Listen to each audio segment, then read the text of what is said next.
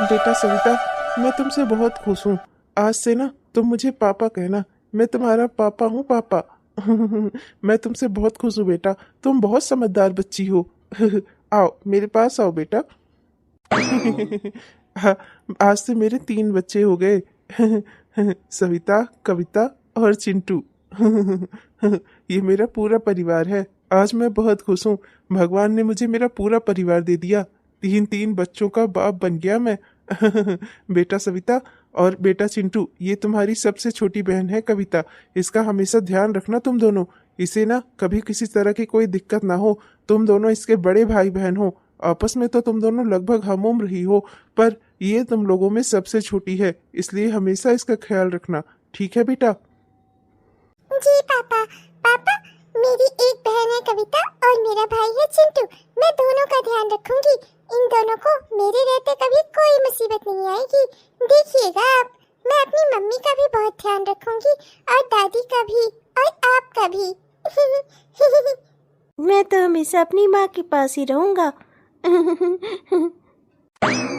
तुम सब हमारे बच्चे हो। हम तुम तीनों से बहुत प्यार करेंगे। आज मैं भी बहुत खुश हूँ। मेरे बेटे की तो जैसे जिंदगी से उसका रिश्ता नाता ही टूट गया था। बहू, तुम्हारे आने से ना मेरे घर में खुशियाँ वापस आ गई हैं। बच्चों की चहल पहल से, बच्चों की आवाज से ये घर गूंज उठा, भर गया मेरा घर। वरना तो ये आंगन घर सूना पड़ा था। हमारे घर में कभी किसी तरह की कोई कमी नहीं थी, पर आज महसूस हो रहा है कि कमी कहाँ पर थी। बच्चे ही नहीं थे हमारे घर में, अकेला चिंटू था। वो भी बेचारा कितने दुख में पल रहा था। तुम्हारे आने से सब कुछ अच्छा हो गया बहू। आज मैं बहुत खुश हूँ। मेरे बेटे का घर परिवार, उसकी गृहस्थी बस गई। 3 बच्चों का बाप बन गया वो, और मैं 3 बच्चों की दादी। अब बुढ़ापे में इन बच्चों को बिठाकर अपने पास और कहानियाँ सुनाऊंगी। बहू के हाथों का बना हुआ खाना खाऊंगी। मेरा नसीब, बस मुझे ये सब कुछ लगता था कि कभी नहीं होगा, और अब ये सब कुछ संभव हो पा रहा है। भगवान की बड़ी कृपा। उन्होंने मुझे जो मुझसे छीना था सब कुछ वापस दे दिया।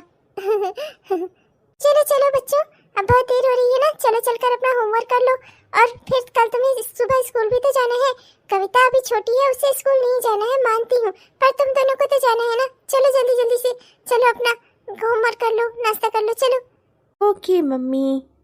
चलो चिंटू भैया, मैं ना तुम्हारी मैथ में हेल्प कर दूंगी, तुम मेरी इंग्लिश में हेल्प कर देना। ओके। लाइए, अब आप कविता को मुझे दे दीजिए। मैं इसे खिला पिलाकर और सुला देती हूँ। लाइए। अरे नहीं नहीं, अभी मैं कविता को लेकर छत पर जा रहा हूँ। इसे कुछ देर टहलाऊंगा। इतनी प्यारी छोटी सी मेरी बेटी है। आज ही तो ये मुझसे मिली है। तुम क्या चाहती हो, मैं अपनी बेटी के साथ समय भी ना बिताऊं?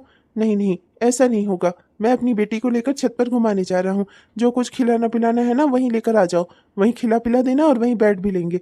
छत पर थोड़ा देर बैठना चाहिए, खुली हवा का आनंद लेना चाहिए। इसी कमरे में सब घुसे रहेंगे, अच्छी बात नहीं है। और वो दोनों बच्चे भी होमवर्क कर लें तो उनको भी छत पर भेज देना।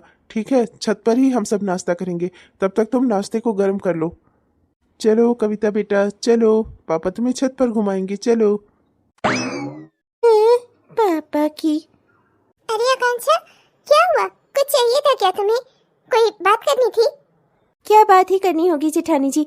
वैसे तो आप मुझसे छोटी हुई, क्योंकि आप इस घर में मेरे बाद आई हैं, पर चूंकि आपकी शादी जेठ जी से हुई है, इसलिए आप मुझसे बड़ी हो गई, मेरी जेठानी बन गई। तो भले ही आप मेरा नाम ले सकती हैं अब, वरना तो मैं किसी को अपना नाम लेने भी न देती, और वो भी वो जो मुझसे बाद में इस घर में आया हो। पर चलिए ठीक है, अब कर ही क्या सकते हैं, पद बनता है आपका। मैं तो बस यूं ही जरा टहलने चली आई थी यहाँ हॉल में। देखा तो यहाँ परिवार की खुशियाँ सेलिब्रेट हो रही थी, बस इसीलिए थोड़ा रुक गई। देखा मैंने कैसे लोगों को जोड़ जोड़ कर एक नए परिवार का निर्माण हुआ है। अरे तो क्या हुआ? जो लोगों को जोड़ जोड़ कर ही तो परिवार बनता है। जब परिवार के लोग एक दूसरे का सहयोग करते हैं, खुशियों में साथ होते हैं, दुख में साथ होते हैं, तो उसी को तो परिवार कहते हैं। तुम भी तो इसी परिवार का हिस्सा हो आकांक्षा। तुम हम सबको अपने से अलग क्यों समझती हो? तुम भी तो इसी परिवार का हिस्सा हो। हमारी खुशी में, हमारे गम में, सब में तुम्हें हमारे साथ रहना है आकांक्षा, और तुम्हारी खुशी और गम में हम सब तुम्हारे साथ खड़े होंगे। इसी को तो परिवार कहते हैं आकांक्षा। मानती हूँ कि तुमसे बाद में आई हूँ इस घर में, पर हूँ तो तुम्हारी जेठानी ही ना, हूँ तो तुमसे बड़ी ही ना। तुम्हारी बीती सारी गलतियों को, सारी बातों को, सब कुछ भूल कर मैं तुम्हें फिर से चाहती हूँ कि तुम मेरे परिवार में सम्मिलित रहो, हम सबके साथ रहो, हम सबकी खुशियों में खुशी रहो और हम सबके दुख में दुखी हो, क्योंकि यही तुम्हारा परिवार है आकांक्षा। अगर तुम ऐसा कर पाई ना तो मुझसे ज्यादा खुश कोई नहीं होगा। देखो, दुनिया भर में लोग चाहे जितना भी अपने आप को ताकतवर समझ ले, पर असली ताकतवर वही होता है ना जिसका परिवार उसके साथ होता है। मुझे पूरी उम्मीद है कि तुम मेरी बात को समझ रही होगी।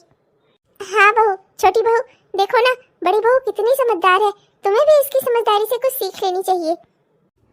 हाँ हाँ जेठानी जी, अब आप ही तो मुझे सिखाएंगी कि परिवार कैसे बनाते हैं, क्योंकि मेरा तो कोई परिवार है नहीं। आपकी तरह दो दो परिवार नहीं थे ना मेरे, मैंने तो एक ही परिवार बसाया ना, और उसी परिवार के साथ अपनी पूरी जिंदगी बिता दी। आपकी तरह एक परिवार छोड़कर दूसरे परिवार में ब्याह करके नहीं चली आई। मायके का सुख भी मैंने 2-3 सालों तक वहाँ रहकर नहीं बिताया है ना। मेरी तो जहाँ शादी हुई उसी घर में टिक गई, और पति भी मुझसे जैसे तैसे प्यार करते ही हैं, और अच्छा खासा 2 बच्चों का परिवार मैंने बनाया है, और सास भी है मेरी उस परिवार में, तो सब कुछ मेरा बना हुआ ही है। मुझे आपसे शिक्षा लेने की कोई ज़रूरत नहीं है। जिसने अपना खुद का एक परिवार खो दिया हो, 2 साल तक मायके में लात खाई हो, उसके बाद किसी बुढ़िया ने उसे सहारा दे दिया हो और आकर जोड़ तोड़कर एक नया परिवार खड़ा कर लिया हो, और चली है मुझे सिखाने। छोटी बहू, ये तुम्हारी जेठानी है, तमीज से बात करो इससे। मैं तमीज से ही बात कर रही हूँ, मैंने कौन सा बुरा कह दिया है? जो सच्चाई है वही तो कही है। आप लोगों को मिर्ची क्यों लग रही है? मैंने क्या कोई झूठ बोला है? जेठानी जी का ये दूसरा परिवार नहीं है। उनकी 2 बेटियां क्या उधार पर लाई हुई हैं? अरे इनके पहले पति से है वो 2 बेटियां, जेठ जी की नहीं है। मान लेने से अगर औलादे अपनी हो जाए ना तो इंसान अपनों के लिए तरसे ना। अब ये बात अलग की है कि आप लोग पता नहीं किस मिट्टी के बने हुए हैं। जो भी बच्चे हैं उन्हें अपनाते चले जा रहे हैं। अरे ठीक है, जो करना हो करिए, पर मुझे तो कम से कम कोई शिक्षा ना दे। मुझे बिल्कुल अच्छा नहीं लगता जब कोई मुझे सिखाने चलता है। तो मेरे अपने अंदर ज्ञान है, दूसरों से ज्ञान लेने की जरूरत नहीं है मुझे। और जहाँ तक रहा परिवार का सवाल, तो मैं तो इस परिवार का हिस्सा हूँ ही, मुझे यहाँ से कौन निकाल सकता है? जैसे आपके पति का इस घर में हिस्सा है, आपके दूसरे पति का, वैसे ही मेरे तो एक ही पति हैं, उनका यही घर है और इसी घर में मेरा हक हिस्सा है, और मैंने इसी घर से 2 बच्चे पैदा किए हैं, तो इस घर पर मेरा हक तो है ही। बाहर से आई हुई बड़ी आई है मुझे सिखाने, किसी और के बच्चों को लाकर मेरे जेठ जी को बाप बना दिया, और कह रही है परिवार का मतलब समझो। हाँ? माफ करना बड़ी बहू, वो क्या है ना कि तेरी देवरानी की कुछ आदत ही ऐसी है, खरा खरा बोलती है वो, और खराब खराब, तो इसलिए उसकी बातों पर ज्यादा ध्यान मत देना। आज तक शायद ही उससे किसी ने अच्छे से बात की हो, और उसने किसी से अच्छे से बात की हो। इस मोहल्ले में भी लोग उसे बुरा ही कहते हैं, क्योंकि कभी किसी के साथ वो अच्छे से बात नहीं कर सकती। हर किसी से अपने आप को ऊंचा ही समझती है, और हर कोई उसकी निगाह में अपने से नीचे ही है। इसलिए उसकी बातों पर ज्यादा ध्यान मत देना। जल बुन गई है वो, क्योंकि मेरे बड़े बेटे का परिवार जो बस गया है, जब तक नहीं बसा था तब तक उसके लिए ठीक था। अपना सोच रही थी कि मैं अलग किनारे आराम से रहूंगी, लेकिन जब मेरे बड़े बेटे का परिवार बस गया तो ये उससे बर्दाश्त नहीं हो रहा है। तो भूल जा उसकी बातों को, ध्यान मत दे उसकी बातों पर। जी माँ जी, मेरी तो किस्मत ही खराब थी, वरना मेरे साथ ऐसा हुआ ही ना होता कि लोग आज कोई मुझे कुछ सुना पाता। पर मैं करूँगी क्या माँ जी, मेरी तो किस्मत ही खराब थी। नहीं बहू, ऐसा नहीं कहते, किस्मत कभी खराब नहीं होती। तेरी इसी किस्मत ने तो तुझे यहाँ तक पहुँचाया है, हम लोगों से मिलाया है। हम लोग तेरा परिवार है बेटा। किस्मत एक बार इंसान को धोखा दे सकती है, बार बार नहीं। तू चिंता मत कर, तू खुशी से इस घर में रह, और इसकी बातों पर ज्यादा ध्यान मत दे, और इससे दूर रहा कर। जब ये किसी से घुलना मिलना ही नहीं चाहती तो क्यों परेशान होती है इसके पीछे? ये परिवार में शामिल रहे ना रहे, हमें क्या लेना देना। एक दिन मोहल्ले के लोगों को भी जब पता चल जाएगा ना कि ये देवरानी जेठानी आपस में ही एक नहीं है ना, तो लोग इसे ही सुनाएंगे। क्योंकि मैं तो हमेशा तेरे ही साथ रहूंगी, तेरा अच्छा व्यवहार के कारण मैं हमेशा तेरे साथ ही रहूंगी। और तू देख लेना, एक दिन ना इसे ही लोग कहेंगे, तुझे कोई कुछ नहीं कहेगा। भले ही तू अपना दूसरा तूने परिवार बसाया हो, पर बसाया तो है ना। इस बच्चे को, चिंटू को तूने अपना बेटा समझा, अपने बेटे की तरह मान और प्यार दिया। किसी गैर को भी जो अपना बना लेना, वही इंसान सबसे अच्छा है। जी माँ जी। चल फिर अब जल्दी से नाश्ता गर्म कर ले, वो छत पर गया है ना मेरा बेटा, इंतजार कर रहा होगा, और तेरे तीनों बच्चे भी। चल जल्दी से नाश्ता गर्म कर ले और सबको लेकर छत पर चलते हैं। मैंने तो सिर्फ आकांक्षा को साथ में रहने को ही बोला था, इतनी बड़ी भी क्या बात बोल दी जिससे वो इतना नाराज हो गई। इतना कुछ सुना दिया उसने मुझे। मेरे जख्म जो मैं हमेशा भरने की कोशिश करती हूँ, बार बार लोग उन्हें क्यों कुरेदते हैं? आखिर उन सब में मेरी गलती क्या थी?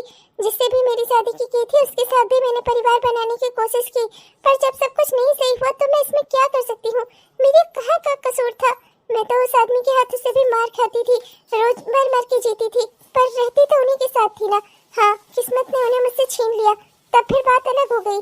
मैंने भी दूसरा परिवार बनाने की कोशिश की, तो क्या ये मेरी गलती है?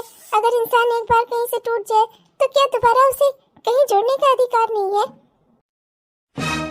देखिए जेठानी जी, मैं आपसे तो बात ही नहीं कर रही हूँ, मैं माँ जी से बात कर रही हूँ। आप मेरे सामने से हट जाइए, मुझे आपसे कोई बात नहीं करनी। हाँ, भले ही होंगी आप मेरी जेठानी, पर इसका ये मतलब नहीं है कि हर काम करने से पहले मैं आपकी इजाज़त लूँ। माँ जी, मैं आपसे कह रही हूँ, मेरे भाई की शादी है और उसकी दुल्हन को मैं सोने का हार देना चाहती हूँ गिफ्ट में, तो अब आप बस उस हार के लिए व्यवस्था करवा दीजिए, कोई बड़ी बात नहीं है। अब माँ जी, वहाँ मायके में मेरी इज्जत तभी होगी जब मैं अच्छा खासा गिफ्ट दूंगी वहाँ पर। अरे बहू, मुझसे ही पूछ रही है तो मेरी भी बात तो समझ। तेरे बाबूजी की इतनी पेंशन नहीं आती कि मैं उसमें तुझे सोने का हार गढ़वा कर दे सकूं तेरी भाभी को देने के लिए। अरे देख, जितनी हमारी चादर हो ना उतनी ही पाँव पसारनी चाहिए। अरे जब हमारी औकात इतनी नहीं है तो हम ऐसा कहाँ से कर दें?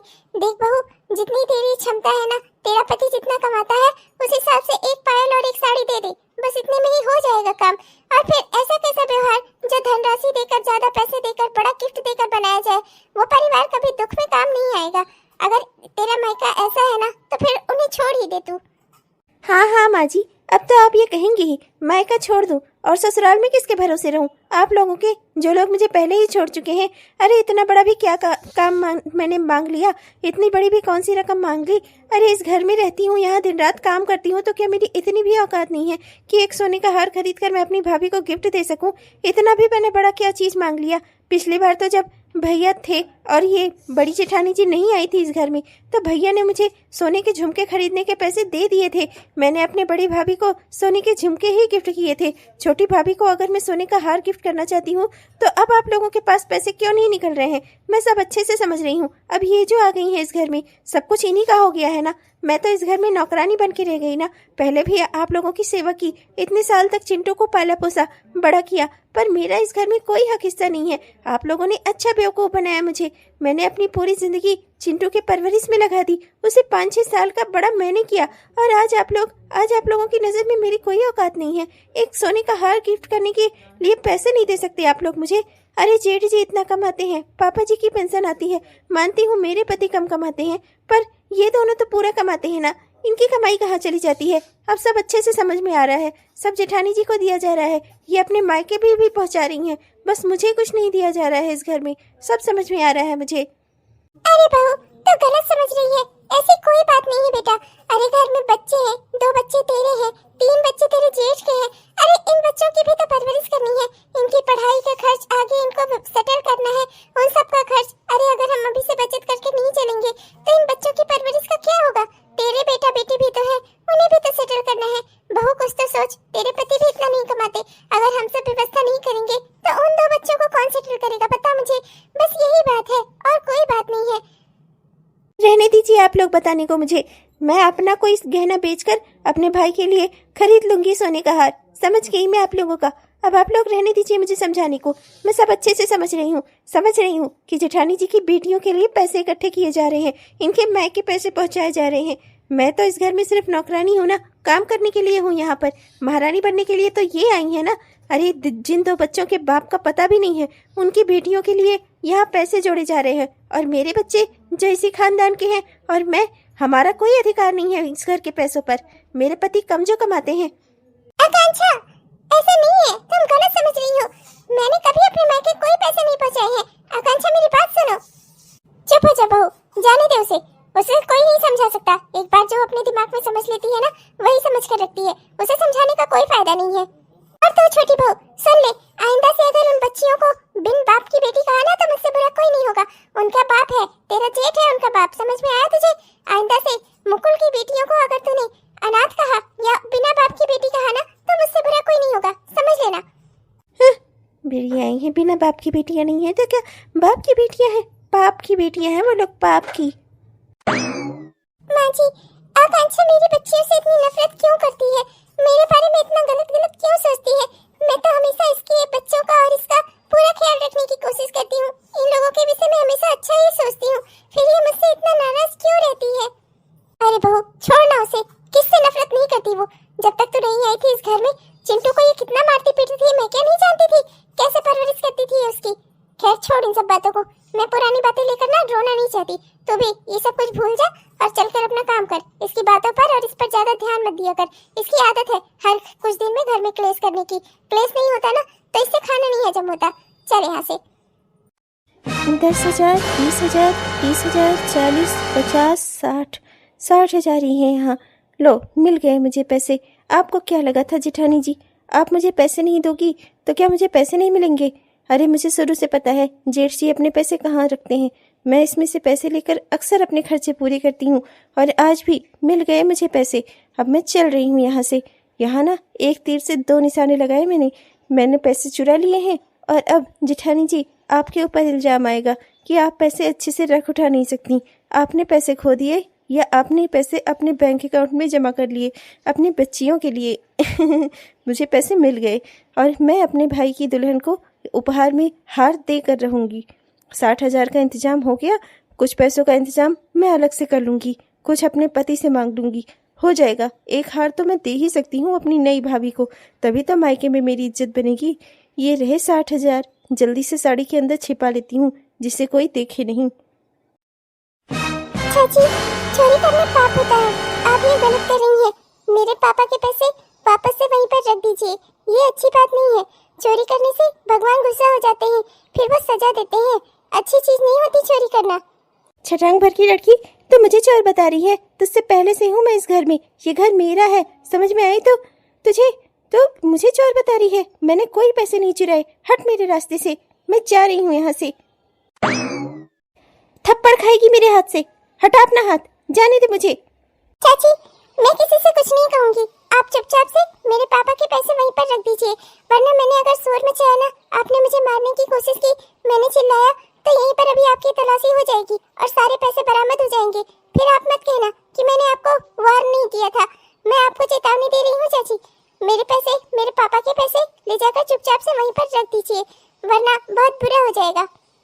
चोरी करना बुरी बात होती है चाची, मानती हूँ आपसे गलती हो गई, आइंदा से ऐसा कभी मत करिएगा। अभी मैं ये बात किसी से नहीं कहूँगी, आप बस चुपचाप से मेरे पापा के पैसे वापस से वहीं पर रख दीजिए। मैं किसी से कुछ नहीं कहूँगी, वादा करती हूँ। तो लड़की की वजह से हाथ में आए हुए पैसे मेरे हाथों से जा रहे हैं। इस वक्त मैं ये पैसे यहाँ पर रख दे रही हूँ क्योंकि मैं नहीं चाहती कि मेरे ऊपर चोरी का इल्जाम लगे और लोग देखें कि मैंने चोरी की थी। उसके बाद में मैं तुझे बताऊंगी, इस बात का बदला तो मैं तुझसे लेकर रहूंगी। तुझे इस घर से हमेशा के लिए हटा ना दिया ना, तो मेरा नाम भी आकांक्षा नहीं। ले, रख दिए तेरे पापा के पैसे, अब हाथ हटा, अब तो जाने दे मुझे। चाची, बुरा मत मानिएगा, पर कभी कभी छोटे बच्चे भी बड़े को कुछ सिखा सकते हैं। अगर बड़े गलत हो तो मैं मानती हूँ, बड़ों का काम होता है बच्चों को हमेशा शिक्षा देना, पर आज मैं आपको एक बात सिखा रही हूँ चाची। मानती हूँ जिंदगी में कभी कभी ऐसी जरूरतें आती हैं कि इंसान को पैसों के लिए कुछ भी करना पड़ सकता है, पर चाची चोरी हमेशा एक गलत रास्ता होता है। चोरी के रास्ते पर चलकर इंसान को कभी सुकून नहीं मिलता, इसलिए हमें काम हमेशा वो करना चाहिए जिससे हमारे मन को सुकून मिले और भगवान की नजर में हम दोषी भी ना हो। चाची, आपकी इज्जत मेरी नजर में कभी कम नहीं होगी। मैं मानती हूँ कि ये आपसे गलती हुई थी और आइंदा से आप ऐसा कुछ नहीं करेंगी। इस लड़की सविता का कुछ तो करना पड़ेगा। अपनी माँ की बहुत दुलारी बनी फिरती है, जेठानी जी की भी सबसे लाडली है। उस दिन कैसे कह रही थी सबसे, मेरे साथ सबसे बुरा दिन देखने वाली मेरी यही बेटी है जिसने सारे बुरे दिन मेरे साथ देखे हैं, हमेशा मेरा सहारा बनकर खड़ी हुई है और आज इसकी वजह से मेरे हाथ में पैसे आते आते रह गए। कितनी अच्छी योजना सोची थी मैंने, जेठ जी के पास से पैसे भी निकाल लेती, सारा इल्जाम जेठानी जी पर आ जाता, उनकी लापरवाही पर आ जाता कि वो पैसे रख उठा नहीं पाती, जेठ जी की नज़रों में भी वो गिर जाती और माँ जी की भी नज़रों में गिर जाती। कितना मजा आता। हो सकता है जेठ जी गुस्से में कुछ उन्हें बोल देते, कुछ दिनों के लिए कहीं सही, कम से कम ये घर छोड़कर चली जाती, मजा आता, घर में आग लगती, कुछ एक्साइटमेंट वाला काम होता, पर कुछ नहीं हो पाया ऐसा। सब इस लड़की की वजह से। एक एक पैसे मुझसे रखवा लिए इसने।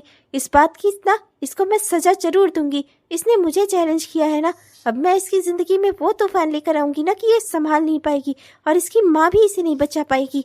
अब मुझे कुछ ऐसा करना होगा ना जिससे इस लड़की की जिंदगी में तूफान आए और इसकी वो जो माँ है ना, जो मुझे शिक्षा देती फिरती है, जिसने मुझसे सब कुछ छीन लिया है, उसकी जिंदगी से मैं अब इसे छीन लूंगी। अब देखती हूँ वो जेठानी मेरा क्या करती है। बड़ी जेठानी बनी फिरती है ना मेरी, बड़ी नई नई शादी करके आई और मेरी जेठानी बन गई। उससे पहले से हूँ मैं इस घर में और मेरी कोई औकात ही नहीं है। वो बस मेरे जेठ जी से उसका ब्याह हुआ तो वो बड़ी हो गई और मैं छोटी हो गई। मैं इस घर की नौकरानी और वो महारानी। दिन रात सबके लिए काम करूँ, नाश्ता बना बना कर सबको खिलाऊं, बस यही तो काम रह गया है मेरे पास। ऊपर से तब भी घर में मेरी कोई औकात नहीं। अपने भाई तक को गिफ्ट देने के लिए मुझे पैसे नहीं दिए जा रहे हैं इस घर में। जब तक ये जेठानी नहीं आई थी, एक बार मुंह खोलने पे ही सब कुछ मिल जाता था मुझे। अब तो मैं कुछ ना कुछ ऐसा जरूर करूंगी कि इसकी जिंदगी में भी तूफान आए, वो रोए। ये बड़ा परिवार बनाए फिरती है ना, तेरा परिवार ही तोड़ दूंगी मैं। हाँ, तो बुढ़िया मॉर्निंग वॉक कर रही है। बहुत पोता पोता पोती पोती करती रहती है ना। इसी के हाथों से इसके बड़े बेटे का परिवार न तोड़वाया ना तो मेरा नाम भी आकांक्षा नहीं। आकांक्षा ने ऐसी आकांक्षा की है ना कि जेठ जी का परिवार ना फिर से धाराशायी हो जाएगा, वो भी उनकी अपनी माँ के हाथों ही। मेरा सबसे सॉफ्ट टारगेट है ये बुढ़ी। अब तो इसे ही सिखा कर ना मुझे ये सब काम करवाना होगा। चलती हूँ, शुरुआत करती हूँ अपने प्लान की। बड़ी थकान लग जाती है। बहू ने कहा है थोड़ा देर बाहर टहल लिया करिए मम्मी जी, तो पाँव में आराम मिलेगा, इसीलिए जूता उता पहन के चली आती हूँ। थोड़ा देर टहल लेती हूँ, वाकई में वैसे ही पैर चलता रहेगा, वरना इस बुढ़ापे में पैर जाम होते ना वक्त नहीं लगता। 001100। Hello hello. हाँ माँ, हाँ माँ। अरे कहाँ माँ? अरे ये तो छोटी बहू है, ये बाहर क्या कर रही है? बाहर आकर अपनी माँ को फोन करती है। हाँ वही तभी है, इसकी माँ इसको सिखाती रहती है और ये घर के अंदर कलेश करती रहती है। अरे नहीं माँ, मैं तो अपनी सास से कुछ बोलूंगी तो उन्हें बुरा ही लगेगा। अब क्या ही कहूँ माँ, अब मैं जानती हूँ ना आप उनके परिवार का भला ही सोचती हो।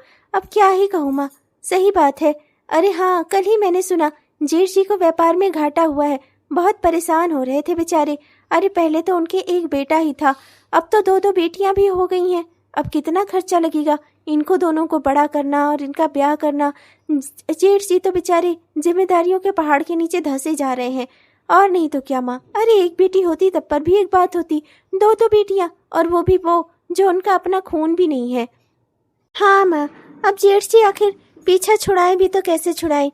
वो उनका बेटा चिंटू है ना, वो उन्हें अपनी माँ मानने लगा है, इसलिए दोनों बच्चियों की जिम्मेदारी जेठ जी ने जबरदस्ती ही उठा ली अपने बेटे की खुशी के चलते।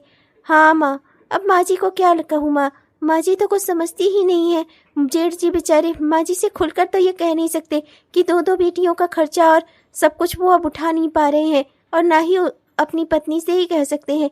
नई नई शादी है और वो जानते हैं कि वो अपनी बेटियों से बहुत प्यार करती हैं। वो बेटियों के लिए अपने पति और उनके बेटे को भी छोड़ सकती हैं, क्योंकि चिंटू भी तो उनका खून नहीं है। माँ कुछ भी कहो, मुझे जेठ जी के ऊपर बड़ा तरस आता है। बेचारे अकेले कमाएंगे और उन बच्चियों को पाल पोस कर सेटल करेंगे जो उनकी खुद की बेटियां भी नहीं है, उनका अपना खून भी नहीं है। बेचारे सूख कर आधा हुए जा रहे हैं, पर माँ जी है कि कुछ समझती ही नहीं।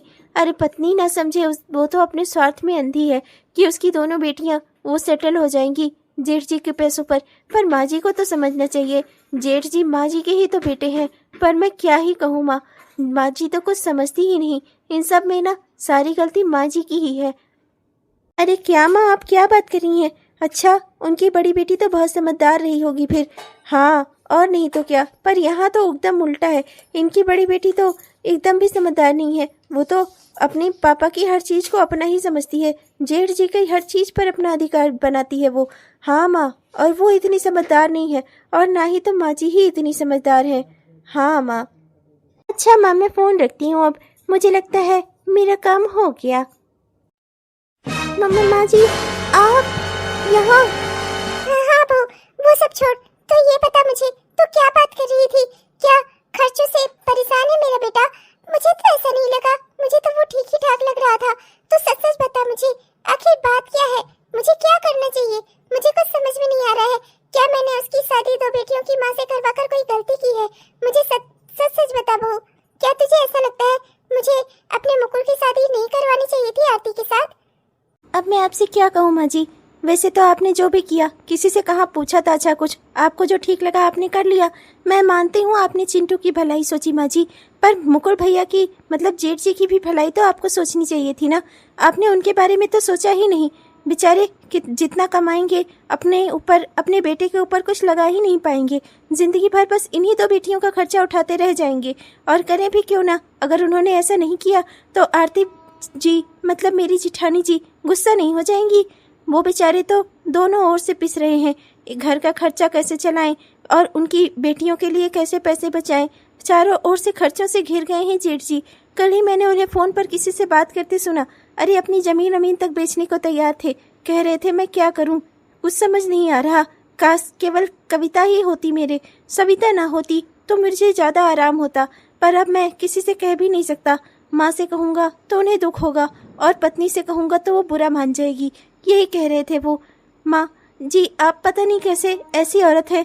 आपने केवल चिंटू का भला सोचा, जेठ जी के बारे में तो आपने सोचा ही नहीं।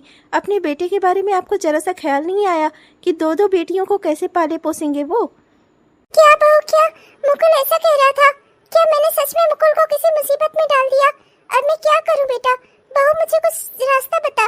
तो अभी कह रही थी ना तेरे गांव में भी ऐसा ही किस्सा हुआ था, तो क्या हुआ था वहाँ पर और कैसे कैसे उसकी माँ ने कोई रास्ता निकाला? मुझे भी पता ना बहू, मुझे क्या करना चाहिए अब? माँ जी, कई बार बेटे अपनी सारी समस्या माँ से नहीं कह पाते, क्योंकि वो जानते हैं अगर वो पैसों की समस्या घर में बताएंगे तो घर वाले उन्हें कमजोर समझेंगे। मेरे पति जैसे बदनाम है कम पैसा देने के लिए। ऐसे ही जेठ जी भी परेशान हो रहे थे। वो आपसे कुछ कह नहीं पा रहे हैं माँ जी, पर वो खर्चों के डर से दबे जा रहे हैं, आधे हुए जा रहे हैं। उनको समझने वाला तो कोई नहीं है उस घर में, ना उनकी पत्नी ना उनकी माँ। माँ जी, मेरे गाँव में जो किस्सा हुआ था वहाँ तो उनकी माँ बहुत समझदार थी और उसकी बड़ी बेटी भी, पर सविता मुझे इतनी समझदार नहीं लगती। लेकिन आप मुझसे कह रही हैं तो मैं आपको वो रास्ता बता ही सकती हूँ, पर मुझे नहीं लगता कि आप उस पर चल पाएंगी। नहीं नहीं बहू, तो मुझे बता। मैं चलूंगी उस पर। मैं अपने बेटे मुकुल की जिंदगी में कोई दुख नहीं आने देना चाहती। मुकुल मेरा सबसे प्यारा बेटा है, मैं उससे बहुत प्यार करती हूँ। मैं अपने बेटों की जिंदगी में कोई दुख नहीं देना चाहती। हाँ, चिंटू की माँ बनकर आरती ने मेरे ऊपर बहुत एहसान किया है, पर उस एहसान के बदले हम उसकी एक बेटी को तो पाल ही रहे हैं ना। अब उसने 2 बेटियां पैदा कर रखी हैं, तो उसमें हमारी जिम्मेदारी कहाँ बनती है? तो सही कह रही है, तो मुझे उपाय बता, मैं जरूर करूंगी। मैं अपने मुकुल को खर्चों के नीचे दबने नहीं दूंगी। मैं चाहती हूँ मेरा मुकुल खुद कर अपनी जिंदगी जिए। सही बात है, कविता अभी छोटी है और बहुत छोटी है। वो जब तक बड़ी होगी मुकुल को उसके लिए कुछ जुटाना नहीं पड़ेगा। सारी समस्याओं की जड़ ये सविता ही है। माँ जी, बुरा मत मानिएगा, मैं सविता की कोई दुश्मन नहीं हूँ, पर मैं जेठ जी की और अपने चिंटू की भी कोई दुश्मन नहीं हूँ। मैं जेठ जी का भी बुरा नहीं चाहती माँ जी, इसीलिए यही एक रास्ता है। बस माँ जी, आपको यही करना है। अगर सविता थोड़ा सा भी समझदार निकली ना तो हमारा प्लान कामयाब हो जाएगा। क्या? ये तो क्या कह रही है बहू? अगर मैंने ऐसा कुछ किया और बाद में कुछ खुल गया, कुछ बड़ा हुआ, तो कहीं कहीं मेरी बहू मुझसे नाराज ना हो जाए, कहीं कुछ बिगड़ ना जाए। मुझे बहुत डर लग रहा है। मैं ऐसा कैसे कर सकती हूँ? और वो बच्ची सविता, वो भी तो किसी की बेटी ही है। अरे मैं ऐसा कैसे कर सकती हूँ किसी की बच्ची के साथ? नहीं नहीं बहू, कोई और रास्ता होगा। कोई और रास्ता नहीं है माँ जी, अब यही एक रास्ता है। अगर आप इस पर चल सकती हैं तो ठीक, नहीं तो फिर और कोई दूसरा रास्ता नहीं है। लगता है बुढ़िया मेरी बातों में आ गई। चलो जेठानी जी, बहुत ज्ञान दे रही थी ना परिवार का, खत्म कर दिया मैंने तुम्हारा परिवार। अब चलो एक बेटी और एक बेटे को लेकर। तुम्हारी ये बेटी तुम्हारा सहारा थी ना, तुम्हारा सब कुछ थी ना, मैंने इसे ही तुमसे अलग कर दिया। अब लो तुम मजा अपने परिवार का।